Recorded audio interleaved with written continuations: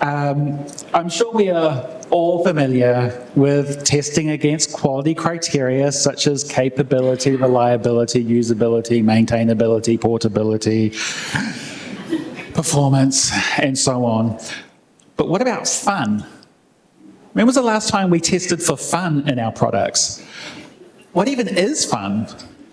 Well, to help us answer this question, I am so excited to have Emma and Jonathan from Pickpock.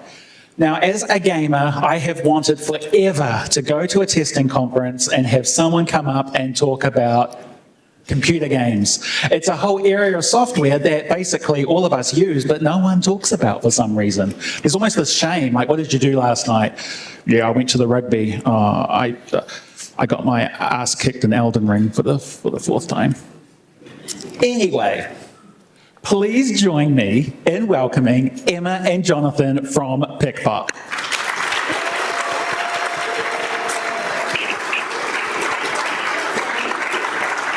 Good. Oh, you're good. Is that the good size? Do you want that reduced or? No, I like it. Hey everyone. We're from the research team at Pickpock. It's a Wellington-based gaming company. We're up on Willis Street. Now we are particularly excited to be here today because we usually spend all our time with game devs, and as awesome and as exciting as that is, they don't necessarily always appreciate the value of testing and measuring stuff, which is our jam, obviously. Games user research is often described as a niche within a niche. There aren't that many of us in the world, and there's even fewer in New Zealand. In fact, I think we might be the only established games user research team in the country. But yeah, as Aaron said, we're here to talk about the key metric that is very important and unique to our products and industry, and that's fun. So a little bit about Pickpock. We sell fun. We make all kinds of different types of fun, so we've got a really diverse portfolio. We make games on mobile, PC, and console. We make grown-up, sort of violent, zombie apocalyptic games. That's what you find fun. We make a very casual mini golf game. We've got quite an absurd duck breeding game, which is kind of a surprise hit, called Cluster Duck. And if horse breeding is your thing, then we've got the game for you, because we have a very good horse breeding and racing game. All right, a little bit about us. So this gentleman here, John O'Shirley, he is the senior games user researcher at Pickpock. He's an industry veteran. He's seen a lot of games succeed, a lot of games fail. He's been at Pickpock for quite a while. I'm the research manager. So my background, I've been at Pickpock for about 3 or 4 years now, but my background is a bit more diverse. I've worked in a lot of different industries and in more market research, customer insight type of stuff. And that is our research team here today. So before we dive into how we go about thinking about and testing for fun, we want to give you a little bit of context about the market that we operate in. So the global gaming market is huge. In fact, the global player base makes up about 41% of the entire Earth's population. Gaming today is worth almost $200 billion,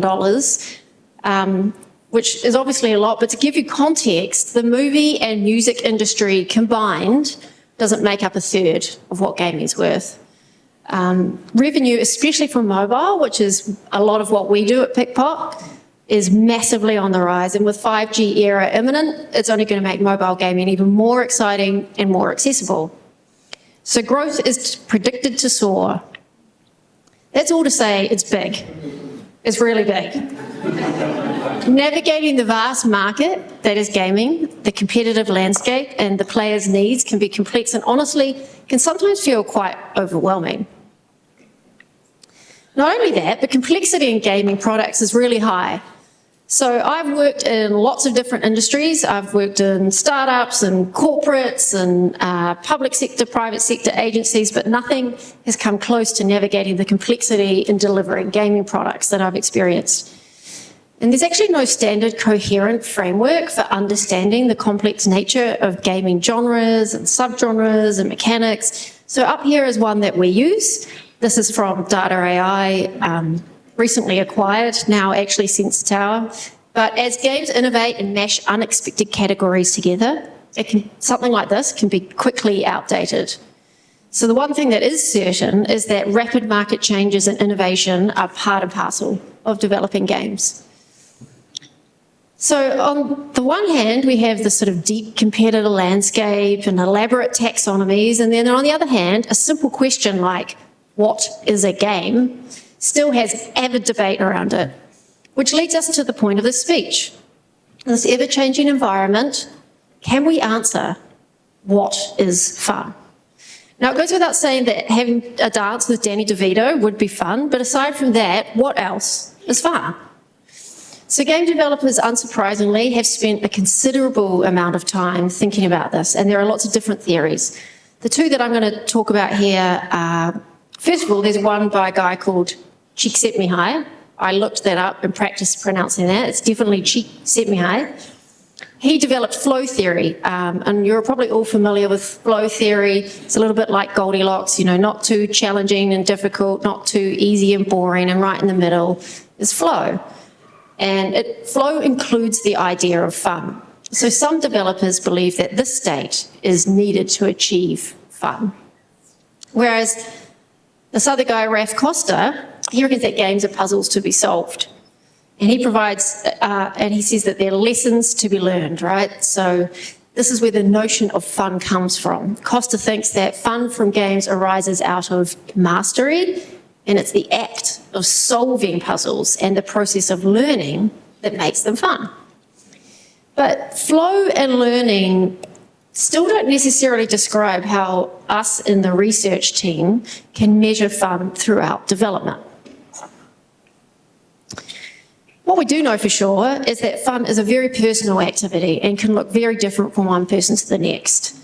Gamers are not a monolithic group. Some people like Hello Kitty and cute experiences, and some people enjoy horror, allegedly. So fun is very subjective and varies in meaningful ways. At Pickpock, we don't approach product strategy and development and testing with what is fun. We start by thinking about player motivations. So specifically at Pickpock, we use this model. This is the Quantic Foundry gamer motivation model, and this was established by a very smart man over in California called Nick Yee. He has a company called Quantic Foundry, and they use psychometric methods and data from over 1.65 million gamers to develop this. So very briefly, and probably doing a disservice to Quantic Foundry, I'll explain how they made it. After many iterations of survey design, Quantic Foundry, they used exploratory factor analysis to identify how variables cluster together. They then used this analysis to create their assessment tool for the motivations that they identified. And this is the tool that we use at Pickpock. So these motivations reflect intrinsic motivations, a person's interests, values, and desires. These aren't extrinsic, although they are important in games. If you do this, you get gold, for example. But importantly, these are intrinsic.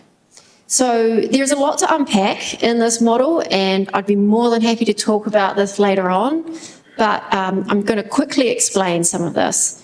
So there's 12 up here. Ooh, just finding, oh yeah, thanks. No? All right, it's all right. So there's 12 up here. We've got excitement and destruction. Excitement, fast-paced games. Destruction's pretty self-explanatory. They tend to cluster together to be games that we describe as action games. So Call of Duty is a game that heavily leads into these motivations. Social, these are people who like working together. That could be competitive or cooperative. A game like World of Warcraft would be a social game. Mastery, these are people that don't mind a higher cognitive load. So strategic games is enjoying having, making complex decisions. The consequences of your choices matter in the game.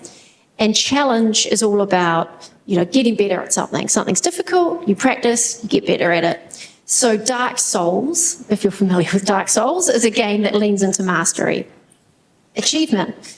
Power and completion cluster together to be more around achievement. Power is about getting more, better equipment, better characters, becoming more powerful in the game so you can be more efficient or effective at what you're doing. In completion, very important in a lot of games, ticking all the boxes, doing all the missions, doing everything that's in the game that you can do. Candy Crush is a great example of a game that leads into these motivations. Immersion, virtual reality has a head start in immersion just because of the platform that they have. And immersion's all about, so story that's world building, cool characters, a cool world, maybe really elaborate plot lines. Fantasy in this context isn't the sci-fi or Game of Thrones kind of fantasy. This is more just being someone else, somewhere else. And finally, design and discovery cluster together for creativity. So discovery is about, if I do this and I do that, what will happen, right? Open world games, they lean into discovery a lot, and design, that's a lot about self-expression. Often customization in games is a good way to express design. So Roblox, The Sims, Minecraft, these are games that will lean into creativity. Another thing that's important to know about this model that we use for understanding fun is that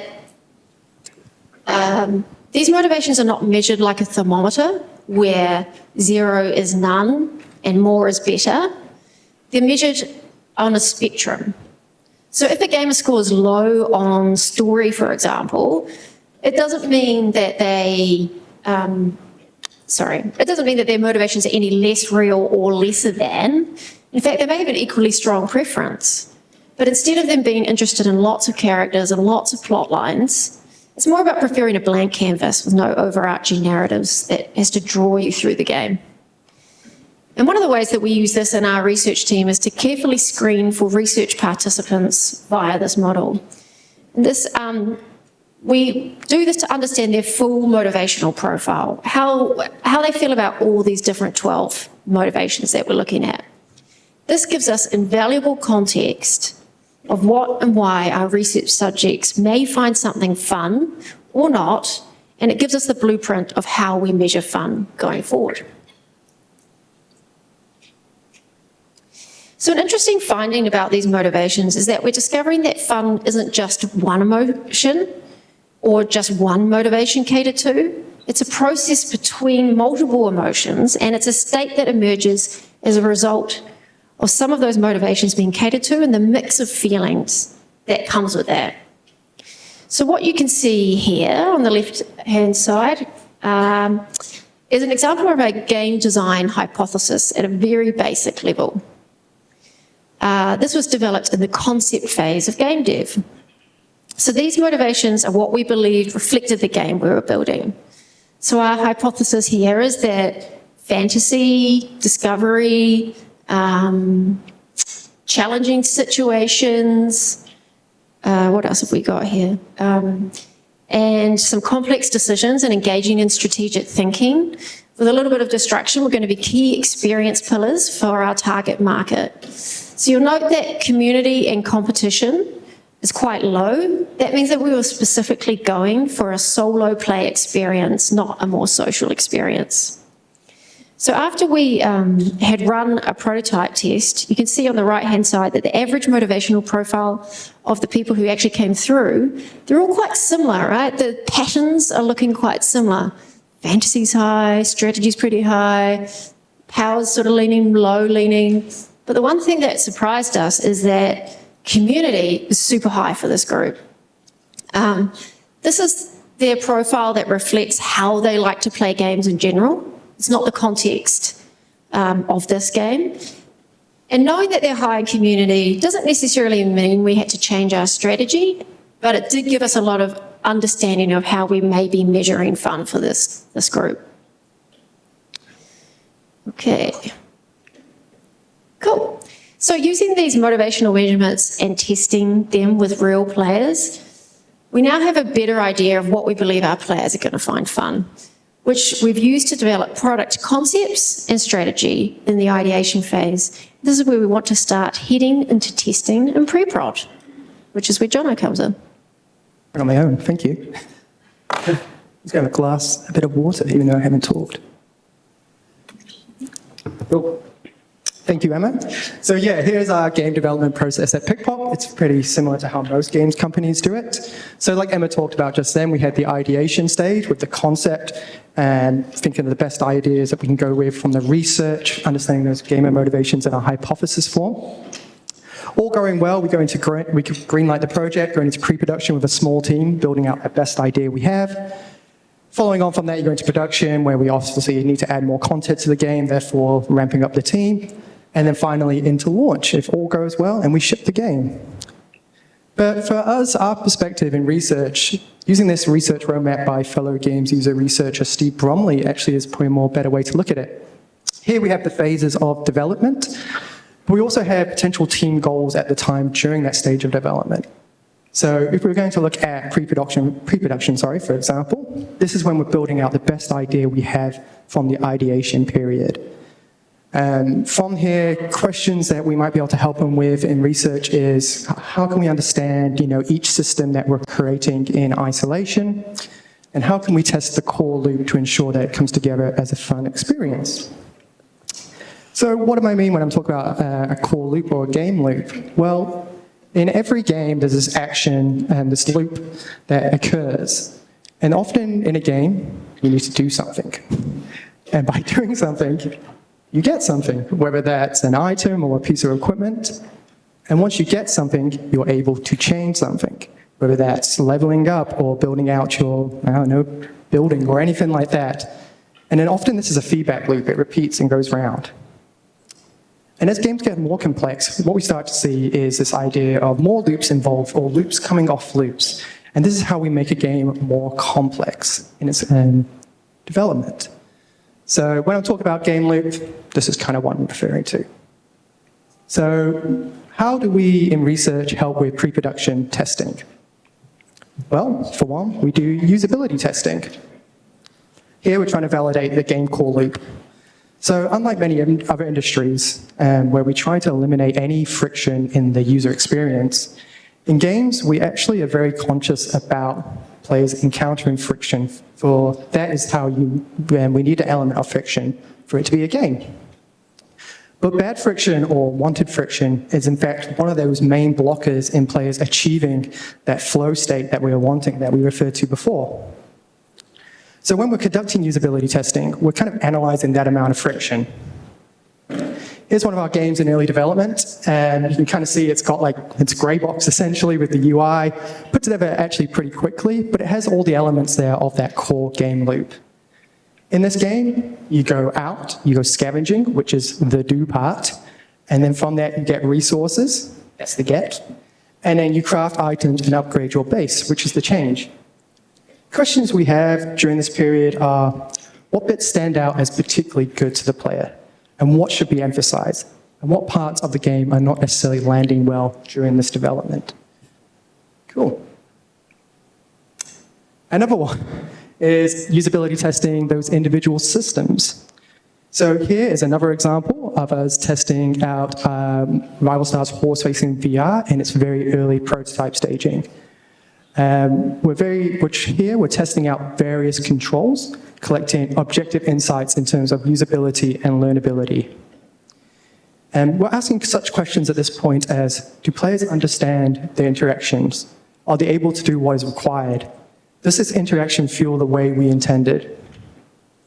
I will note at this point that we're not actually looking for bugs here. In fact, in research, we don't really focus on bugs so much, and we have a great QA team at Pickpock that do all that. But we are looking for UX issues, or things that have been in the experience that we don't intend to be there.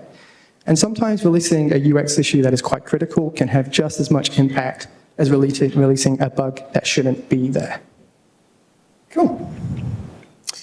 So we send this back to the team. We've done all these usability tests, and the team's been watching. We're giving them deliverables, making sure there's not a fraction too much friction. And now it's back to make some changes on their end. And this is a cycle that ideally of testing and iterating that just keeps going as you might experience in your own development. Cool. Okay, so now, we've been that long stage of pre-production, and now we're going into production. We're adding more content into the game, the team size is getting bigger, and they've got more further questions that they want to answer around the player experience. Cool, that's that part. All right, cool. This leads me nicely into playtesting. So like I said, we've tested usability, we're confident in the function, and everything is working now as expected. But now we're going to look at playtesting. And playtesting is the moment where the designer and the players kind of start agreeing on what is fun in the game. Playtesting still heavily involves people playing our game, but this time we're trying to capture attitudinal data on top of the behavioral data that we've been seeing. So behavioral data being what players do, and attitudinal being what players say. And often these two things can be very related to each other, or they can be completely different. And to capture such things as this attitudinal data, we're going to use questionnaires, surveys, and even interviews. Screening for the right people and interviewing is particularly important during this period of testing, as we want to understand those players better and their gaming habits. It's a good opportunity also to continue to check our player motivations we are crafting, like Emma talked about before, by having them fill out that Quantic Foundry motivation profile. And this helps and provides more context around their experience and also what they understand is fun for them. Cool. There's a fun photo in the lab. It looks like it's from the 80s or something. But this is like a room that's next to where we sit, and we set it up for a playtesting session. Here we have 4 PCs and kind of divided off from one another.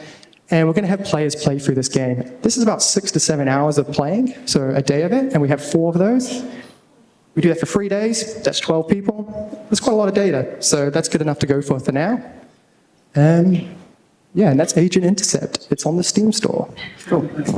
Sell it. All right, so here's a video of one of our playtests. You might notice it kind of looks like that GIF example I showed before, but it's no longer grey boxed because now we're in production phase. Things are getting more polished, they're getting built out. I wonder if this will work. Let's try.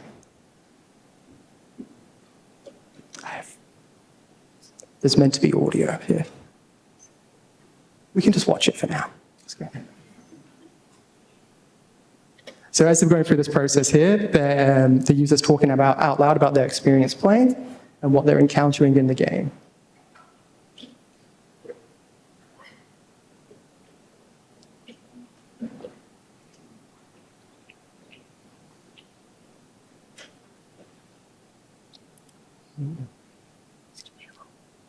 That's okay. We can leave it. Thank you, then. How do I stop the video here? Cool.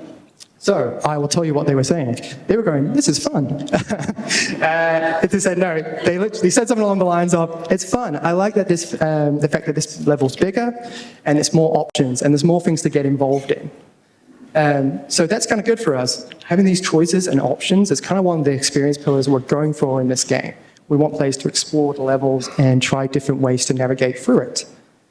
But there's a moment there that was hard without the audio to see, but potentially, as they came into this room here, there's a moment, which is a highlight during a level, when a zombie jumps through a two-way mirror. It's kind of like a jump scare. But the user completely missed that as they were picking up an item in front of that and had the menu on screen, so they completely missed that great moment. And this is an insight that we found and delivered to the team, and then they removed that item pickup there, so that wouldn't interfere with that experience. But yeah, during this phase of playtesting, things we're still asking now is, do players enjoy this? Is this getting the emotional reaction we expected? Are they using certain adjectives we're looking for, certain descriptions about the game that we want them to say? And does each section work for the player? Cool.